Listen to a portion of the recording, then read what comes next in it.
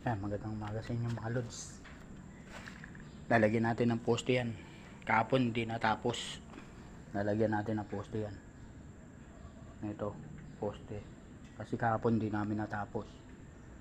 Tapos, dadalawa lang kami pumasok ngayon. Si Tatay Jess. Kinuha ko muna, hinugot ko rin si Tatay Jess. Ayan mga lods, lalagyan ko ng poste yan. Tapos, lalagyan namin ng forma yung mga bawat isang poste. Ilang poste yan? 1, 2, 3, 4. Apat na poste. Pang-lima to kapag nagawa namin. Apat na poste. Tapos pang-lima tong ano. Popormahan namin yung mga poste na yan. Apat yan. Ayan mga lods ha. Oh. Alas 7 pa lang. Tatapusin namin yan. Sana matapos namin. Sana mabilis-bilis gumawa ang Tatay Jess ko. Ayan mga lods ha.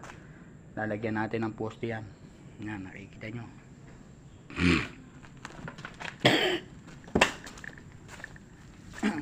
Yan. Lagyan ng poste. Tapos yun, mapopormahan. Sana mapormahan namin lahat yan. God bless po sa inyo. Maraming tumutok lang po kayo lagi sa mga video. Salamat sa inyo.